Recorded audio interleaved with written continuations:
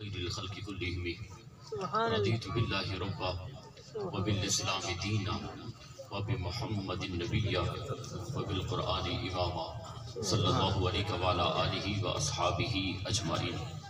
قال اللہ تبارک و تعالی فی الکلام المجید والفرقان الحمید حریص علیکم بالمؤمنین رؤوف الرحیم۔ سبحان اللہ سبحان اللہ۔ قال النبی صلی اللہ تعالی علیہ وسلم اکتب فوالذی نفسی بیدہ لا یخرج منہ الا حق۔ آمنت باللہ صدق اللہ مولانا العظیم وصدق رسولہ النبی الکریم الامین ونحن علی ذلک لمن الشاہدین والشاکرین والحمد للہ رب العالمین۔ ان اللہ وملائکتہ یصلون علی النبی یا ایھا الذین آمنوا صلوا علیہ وسلموا تسلیما۔ اللہم صل علی سیدنا ومولانا محمد وعلی آل سیدنا ومولانا محمد مبارک وسلم وصلوا علیہ۔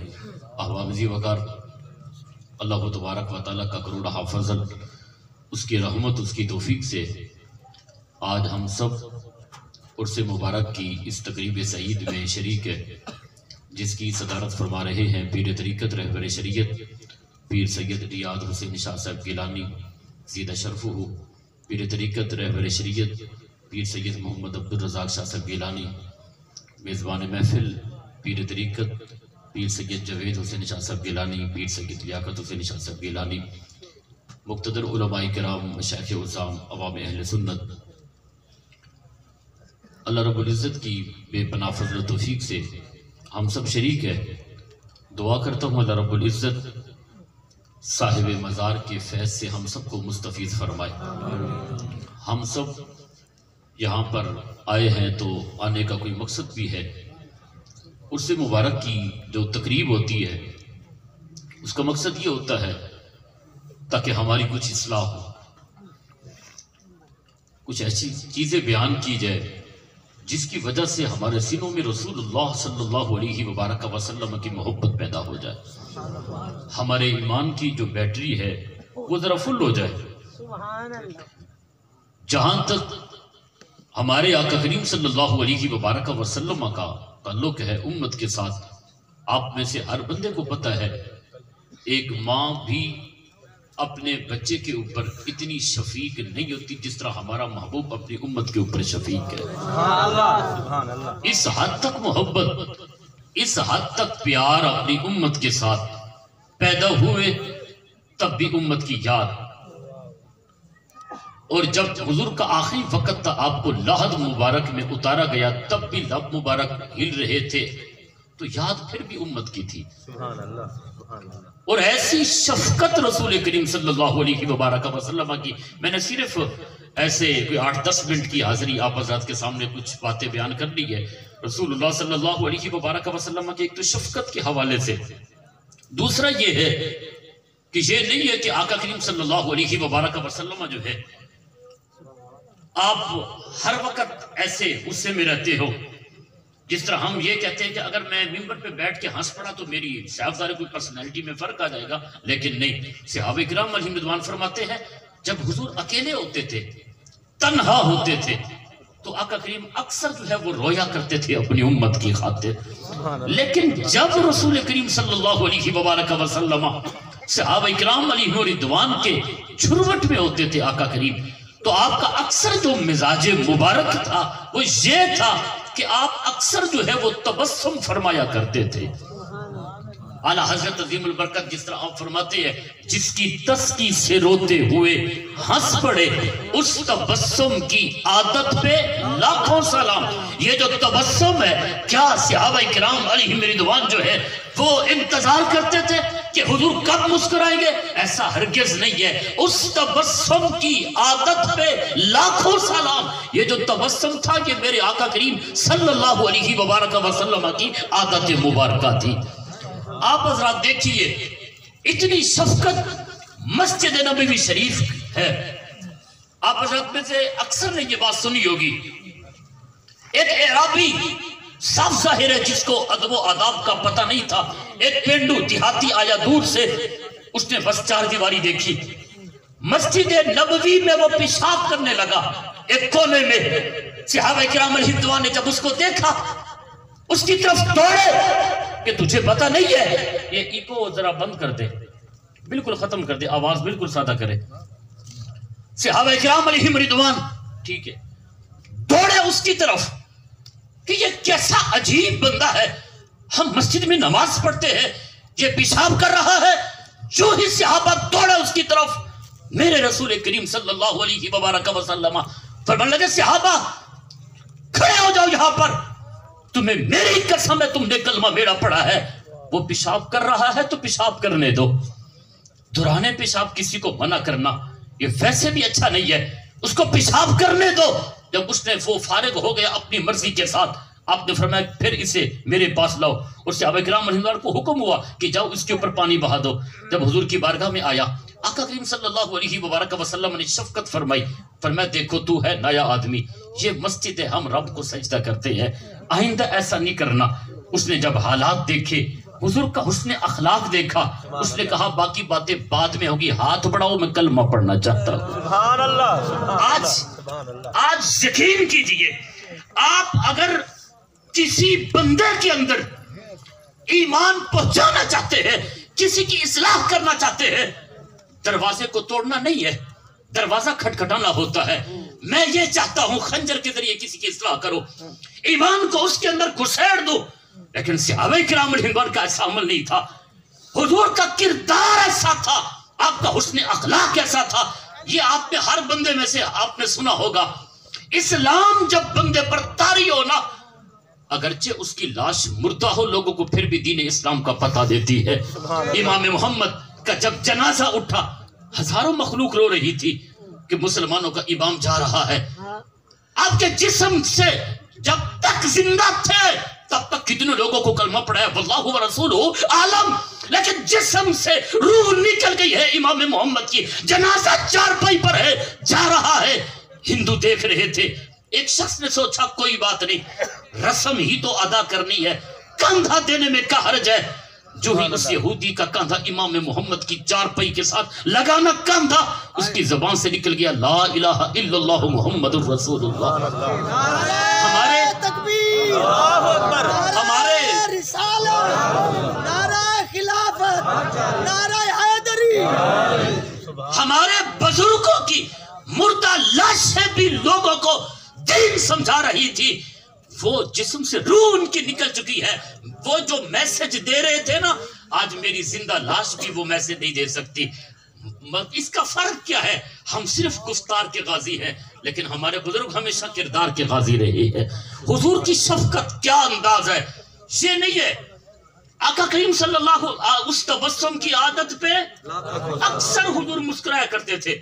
اور صحابہ اکرام علیہ الرضوان کے ساتھ جو مذاق کا اندازہ, یہ یاد رکھیے, ایک ہوتا ہے مذاق, جھوٹ بولنا.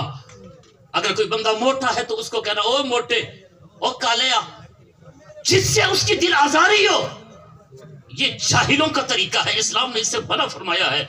لیکن کوئی آدمی اگر وہ دکھی ہو, کوئی بندہ جا کر اس کو کوئی ایسا لطیفہ سنائے, کوئی چٹکلا سنائے جس کی وجہ سے مومن کے چہرے پہ مسکراہٹ آ جائے, حضور فرماتے ہیں اس بندے کو اجر صدقہ جاریہ جتنا ملے گا. یہ بھی صدقہ جاریہ ہے, کسی مومن کے دل کو خوش کرنا. ایک عورت تھی حضور کی بارگاہ میں, عرض کی یا رسول اللہ صلی اللہ علیہ وسلم, 90 سال 85 سال اس کی عمر تھی, کیا میں جنت میں جاؤں گی؟ اللہ اکبر. آقا کریم صلی اللہ علیہ وآلہ وسلم ارشاد فرمانے لگے بوڑھیاں جنت میں نہیں جائیں گی. یہ کیسا انداز تھا رسول کریم صلی اللہ علیہ وسلم کا. فرمایا بوڑھیاں جنت میں نہیں جائیں گی. وہ رونے لگی, حضور میں جنت میں نہیں جاؤں گی. آپ مسکرائے, فرمایا وہ بولی تم ساری بوڑھیاں جوان ہو کر جنت میں جاؤ گی. فَجَعَلْنَاهُنَّ أَبْكَارًا, جتنی بھی بوڑھیاں ہیں وہ ساری. اب دیکھو مزاح بھی ہو گیا اور بات بھی سچی ہے کہ نہیں ہے. ایک شخص حاضر ہوا حضور کی مجلس میں, عرض کی یا رسول اللہ میں نے سفر کرنا ہے لمبا, مجھے اونٹ چاہیے. کیا چاہیے بلا؟ سفر لمبا کرنا ہے. اللہ اکبر, کیا شفقت تھی, کیا انداز تھا رسول کریم صلی اللہ علیہ وآلہ وسلم کا. آپ نے غلاموں کو حکم دیا بھئی یوں کرو, اس بندے کو اونٹنی کا بچہ دے دو, اونٹنی کا بچہ دے دو. وہ گھبرایا، اس نے کہا حضور نہیں میرا سفر لمبا ہے، مجھے اونٹ چاہیے۔ آقا کریم نے پھر ارشاد فرمایا غلامو یوں کرو اس بندے کو اونٹنی کا بچہ دے دو۔ وہ پھر اس نے عرض کی، آپ نے فرمایا او بولے انسان ہر اونٹنی کا بچہ ہی تو ہوتا ہے۔ سبحان اللہ۔ اس تبسم کی عادت پہ لاکھوں سلام۔ یہ جو چھوٹی چھوٹی باتیں ہیں نا، چھوٹی چھوٹی باتیں، حضرت معاذ بن جبل کہتے ہیں کہ میری آنکھ میں تکلیف ہوئی، آنکھ میں درد تھا۔ مصیبت ہے کہ نہیں؟ اور صحابہ کو جب بھی مصیبت آئی ہے نا در مصطفیٰ پہ پہنچے ہے۔ سبحان اللہ سبحان اللہ۔ خدا خدا کا یہی ہے در، نہیں اور کوئی مفر مقر۔ جب بھی ان کو مشکل آئی ہے در رسول پہ حاضر ہوئے ہیں، چونکہ حکیم بھی میرے حضور تھے، طبیب بھی میرے حضور تھے۔ آ گئے، حضور نے فرمایا کہ لنگر پکا ہوا ہے پہلے لنگر کھا لے۔ جو ہی بیٹھا نا تو ایک روٹی اس نے کھائی، دوسری کھائی، تیسری کھائی۔ حضور کو دور سے دیکھ کر مسکرا پڑے۔ کیا انداز تھا میرے رسول کا، مصطفیٰ جان رحمت پہ لاکھوں سلام۔ کیا انداز تھا۔ آج ہم ہنس کر بات نہیں کرتے کسی سے کہ ہو سکتا ہے میری پرسنالٹی میں فرق ہے، لیکن اپنے نبی کا طریقہ دیکھے، کیسے شفیق نبی ہے، شاگردوں کے ساتھ بھی، مریدوں کے ساتھ بھی، اپنی امتیوں کے ساتھ بھی۔ جب اس نے ایک روٹی کھائی، دوسری کھائی، حضور دیکھتے رہے۔ اس کا مطلب حضور کی نظر تھی تو حضور نے دیکھا انہیں۔ سبحان اللہ۔ جب تیسری روٹی کو ہاتھ لگانے لگے نا تو حضور نے دور سے آواز دی، فرمایا یار بڑا کمال کا بندہ، تیری آنکھ میں درد تھا روٹیاں تین کھا رہا ہے تو، سبحان اللہ۔ تیری آنکھ میں درد تھا اور روٹی تو کھا رہا ہے۔ کیا مذاق تھا رسول کریم کا۔ اس نے دور سے عرض کی یا رسول اللہ یہ جس آنکھ میں مجھے تکلیف تھی نا میں نے اس سے 3 روٹیاں نہیں کھائی، میں نے دوسری سے کھائی ہے۔ سبحان اللہ۔ اللہ اکبر۔ کیا میرے رسول کریم صلی اللہ علیہ وبارک وسلم کا انداز مبارک تھا۔ آپ ہمیشہ شفیق تھے، رحم دل تھے، اس طرح صحابہ میں کھل مل جاتے تھے۔ حضور کے ایک صحابی ہے، بڑے پیارے صحابی آتے تھے، حذیفہ بن یمان رضی اللہ تعالی عنہ، ہماری برادری کے جید عالم دین الحمدللہ، ہمارے چچا جان بھی ہیں، میرے والد صاحب کے درینہ دوست بھی ہے، حضرت مولانا قاری غلام میرعلی قادری صاحب، آپ تشریف فرما ہے۔ آپ جانتے ہیں کہ حضرت حذیفہ بن یمان رضی اللہ تعالی عنہ یہ وہ صحابی تھے جو رازدار رسول بھی تھے، رازدان رسول بھی تھے، سبحان اللہ۔ راز رکھنے والے، رازوں کو جاننے والے، محفوظ کرنے والے صحابی تھے۔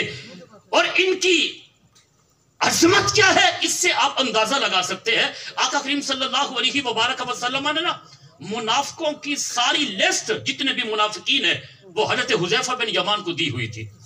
سبحان اللہ۔ جتنے بھی منافقین تھے اس وقت وہ سارے حضور نے ایک دستاویز میں لکھ کر حضرت حذیفہ بن یمان کے سپرد کی۔ آقا کریم صلی اللہ علیہ وبارک وسلم کا انتقال مبارک کے بعد صحابہ فرماتے ہیں اب ہمیں پتہ نہیں چلتا تھا مومن کون ہے، منافق کون ہے۔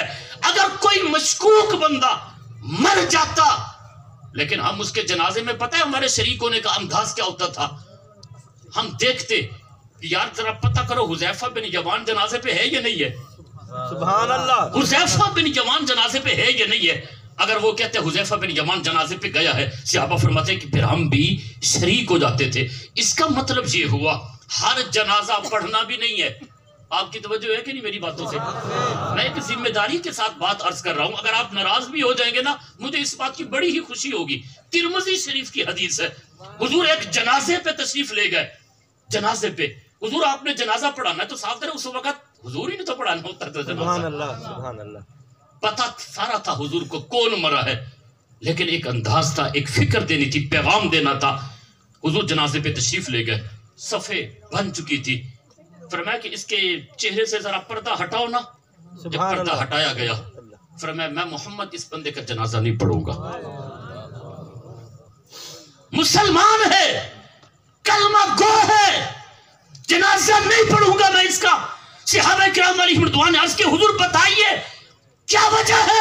فرمایا میں نے اس بندے کو دیکھا ہے، ایک دن یہ بندہ میرے عثمان غنی کو گالیاں دے رہا تھا، عثمان غنی کو گالیاں دے رہا تھا۔ جو بندہ میرے یار عثمان غنی کو بھاگ کے اور میں محمد اس کا جنازہ پڑھاؤں یہ کبھی بھی نہیں ہو سکتا۔ آپ اس بات سے اندازہ لگائے حضرت عثمان غنی کی بڑی شان ہے، بڑی شان ہے، لیکن اس کے باوجود میں نے کہیں نہیں پڑھا عثمان غنی حضور کے کاندھے پہ چڑھے ہوں۔ توجہ ہے کہ نہیں آپ حضرات کی؟ سبحان اللہ سبحان اللہ۔ حضور اس کی سواری بنے ہو، میں نے نہیں پڑھا۔ عظمت بڑی ہے جو کندھے پہ سوار نہیں ہوا اس کو بھونکنے والے کا جنازہ حضور نہ پڑھے. امام حسین تو وہ تو حضور کے کاندھوں پہ سوار ہوا کرتے تھے, وہ تو حضور کے اس کی سواری بنے ہیں. حضرت حذیفہ بن یمان دیکھتے, جس جنازے پہ حذیفہ بن یمان ہوتے صحابہ جاتے تھے, اور جس جنازے پہ حذیفہ بن یمان نہیں ہوتے تھے صحابہ جاتے. بڑے ہی چلاک تھے, بڑے ہی چلاک. حضرت ایک مرتبہ حضرت عمر کو بھی داغ لگا دیا حذیفہ بن یمان نے. حضرت عمر جا رہے تھے, پتا تھا حذیفہ بن یمان بڑے ہی ہوشیار ذہین سے آبی ہے. کہنے لگے حذیفہ بن یمان آپ کی طبیعت کیسی ہے, آپ کی توجہ ہے کہ نہیں؟ سبحان اللہ, سبحان اللہ. ہو سکتا ہے شاید میرا کوئی خطیبانہ رنگ نہ ہو, لیکن آپ تھوڑی سی بس 2-4 منٹ شاید میرے باقی ہو. حضرت عمر جب حذیفہ بن یمان کے قریب سے گزرے نا, کہنے لگے حذیفہ تیری طبیعت کیسی ہے؟ پتہ کیا کہنے لگے؟ عرض کی یا عمر کیا بتاؤں, فتنے سے محبت کرتا ہوں. توجہ ہے کہ نہیں آپ کی؟ فتنے سے محبت کرتا ہوں, یقین سے نفرت کرتا ہوں, اور میرے پاس وہ چیز ہے جو رب کے پاس بھی نہیں ہے. حضرت عمر کے پاؤں کے نیچے سے زمین نکل گئی. میں نے تو بڑی ان کی شان و عظمت سنی تھی, حذیفہ بن یمان کمال ہے. بڑے پریشان ہوئے. چلتے چلتے چلتے یار ہمیشہ راز کی بات یار کو بتاتا ہے. حضرت عمر پہنچے مولا علی کی بارگاہ میں. اس کی یا علی یار بڑی عظمت سنی تھی میں نے حذیفہ بن یمان کی, آج تو انہوں نے حد کر دی, مجھے پریشان کر دیا ہے. ایسے عجیب جملے.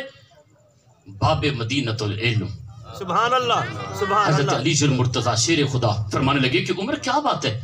کہنے لگے آج میں حذیفہ بن یمان کو میں نے کہا آپ کی طبیعت کیسی ہے؟ انہوں نے پہلا جملہ ہی بڑا عجیب بولا کہ فتنے سے محبت کرتا ہوں میں. یہ کیا بات ہوئی؟ مولا علی ہنس پڑے, کہا عمر ٹھیک ہو تو کہا ہے. سبحان اللہ. حذیفہ نے ٹھیک ہے تو کہا ہے, کہا کیا مطلب؟ فرمایا قرآن مجید میں ہے انما اموالکم و اولادکم فتنہ, یہ جو مال ہے اولاد ہے یہ فتنہ ہے. اور فتنے سے محبت کون نہیں کرتا؟ اس سے ہر بندہ اپنے مال سے بھی محبت کرتا ہے اور اولاد سے بھی. حضرت عمر فرمانے لگے چلو یہ بات تو میری سمجھ میں آ گئی, لیکن جو دوسری بات ہے وہ یہ ہے کہ میں یقین سے نفرت کرتا ہوں. یہ کیا مطلب ہوا؟ مولا علی ہنس پڑے, فرمایا یہ بھی بڑا ہی آسان ہے, ٹھیک ہے تو کہا ہے. یقین موت کو کہتے ہیں, وَعْبُدْ رَبَّكَ حَتَّى يَأْتِيَكَ الْيَقِينَ. سبحان اللہ. یقین موت کو کہتے ہیں, اور موت سے بندہ نفرت ہی کرتا ہے. توجہ ہے کہ نہیں؟ کون موت سے محبت کرتے ہیں؟ ہم لاکھ روپے اگر موت سے محبت کرتے تو لاکھ روپے ہم اپنے علاج کے اوپر لگاتے. اچھا چلو یہ بات تو ٹھیک ہوگی, لیکن ایک آخری جملے نے مجھے بڑی تکلیف دی ہے کہ جو چیز رب کے پاس ہے وہ نہیں ہے, وہ میرے پاس ہے. میرے پاس وہ چیز ہے جو رب کے پاس بھی نہیں ہے. اس کا کیا مطلب ہوا؟ اللہ اکبر. باب مدینۃ العلم. حضرت علی المرتضیٰ شیر خدا فرمانے لگے کہ عمر بات سنو, اللہ کی فیملی ہے, بیوی بچے, تو ٹھیک ہے تو کہا ہے. رب کے پاس نہ بیوی ہے نہ اس کے بچے ہیں. حذیفہ بن یمان کی بیوی بھی ہے, بچے بھی ہے. سبحان اللہ. کیا انداز ہے حضرت حذیفہ بن یمان کا. حضرت عمر بڑے ہی مسکرائے, کہا علی شکر ہے تو نے مجھے بتا دیا, وگرنہ آج حذیفہ کی خیر نہیں تھی. اور حضرت عمر رضی اللہ تعالیٰ عنہ اتنے جلیل القدر سے آبی, کیسر اور کسرا جیسے بندے جس کے روب اور دبدبے سے کانپتے تھے, مگر حضرت عمر کا انداز یہ تھا. ایک دن چونکہ منافقین کی لسٹ ہے حضرت حذیفہ بن یمان کے پاس تھی, حضرت عمر نے عشاء کی نماز پڑھائی. اچانک دل میں خوف خدا پیدا ہوا, چلے پہنچے حضرت حذیفہ بن یمان کے دروازے پہ. حاکم وقت ہے, وزیر اعظم ہے. جب حذیفہ بن یمان کا دروازہ کھٹکھٹایا, آدھی رات کا وقت ہے, حذیفہ بن یمان باہر تشریف لائے. حضرت عمر فرمانے لگے حذیفہ بن یمان, اس کی حضور آپ حکم فرمائے, یہ آپ نے کیا کیا؟ آپ امیر المومنین ہیں اور میرے دروازے پہ. حضرت عمر فرمانے لگے حذیفہ آج امیر المومنین بن کے نہیں آیا, ایک فقیر بن کر تیرے دروازے پہ پہنچا ہوں. عرض کی حضور حکم کرے. حضرت عمر کی چیخ نکلی, آنکھوں سے آنسو آ گئے. کہا حذیفہ میں نے صحبت نبی کو پایا ہے, تجھے پتا ہے کہ میں نے حضور کے ساتھ کتنی وفائیں کی ہے. حضرت حذیفہ بن یمان کہنے لگے عمر کہنا کیا چاہتے ہو آپ؟ کیا مطلب ہے؟ بات گھمائے نا, سیدھی بات کرے. حضرت عمر فرمانے لگے حذیفہ بن یمان تیرے پاس میں نے سنا ہے منافقین کی لسٹ ہے, ذرا دیکھو. عمر کا نام تو نہیں ہے. آج میں تو اپنے آپ کو کامل مومن سمجھتا ہوں, وہ عمر جس کے بارے میں نبی علیہ الصلوۃ والسلام نے ارشاد فرمایا لو کان بعدی نبی لکان عمر، میرے بعد کوئی نبی ہوتا تو عمر ہوتا۔ اتنی اوصاف حمیدہ کے مالک جناب عمر، اور خوف خدا کا یہ عالم ہے۔ کہا حذیفہ تیرے پاس جو منافقین کی لسٹ ہے کہ اس میں میرا نام تو نہیں ہے نا؟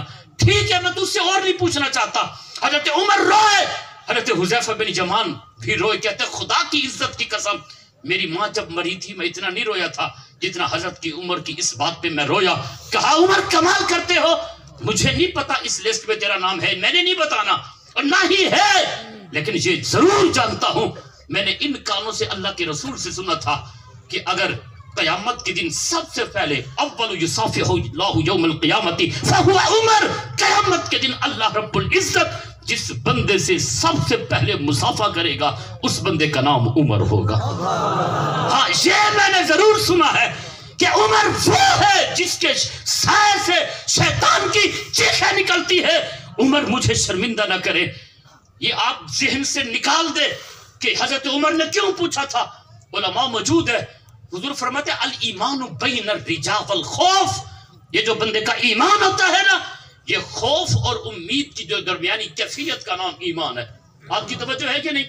کیا مطلب؟ میں ایک بات عرض کرتا ہوں، ایک بندہ سائیں بخشے ویسو میں سیدھا ڈائریکٹ جنت دھاک ماری ویسو، یہ نظریہ باطل ہے۔ اور سائیں بس ٹھیک ہے جنت ویسو پہ، یہ غلط ہے آپ کا نظریہ۔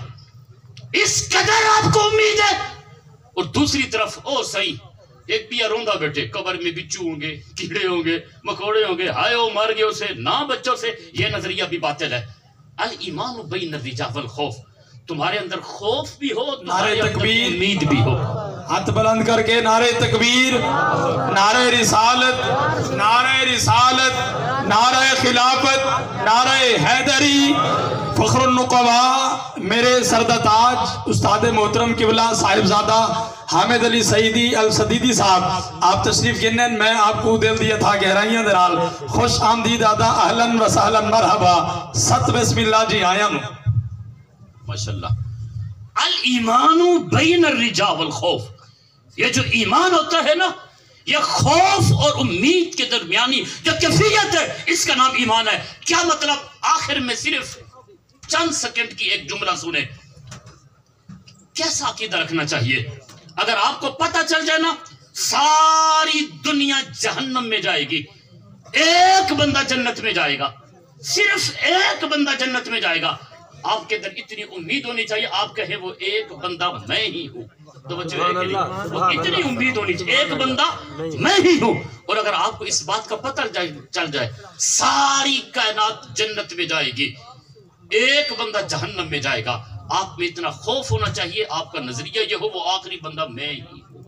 الایمان بین الرجاء والخوف، یہ جو آستانے ہے، یہاں سے محبتوں کا پیغام ملتا ہے، یہاں بندے کا دل صاف ہوتا ہے، ظاہر بھی صاف ہوتا ہے، باطن بھی صاف ہوتا ہے۔ ان اولیاء کرام کے ساتھ اپنی نسبت کو جوڑے، گاہے بگاہے بندہ رابطے میں رہتا ہے۔ آپ اس پر آئے ہیں، کوئی مقصد لے کر جائیں۔ اللہ رب العزت ہم سب کی حاضری کو اپنی بلند بارگاہ میں قبول و منظور فرمائے۔ اللہ رب العزت اس آستانے کو ہمیشہ سلامت رکھے، آمین۔ وآخر دعوانا الحمدللہ رب العالمین۔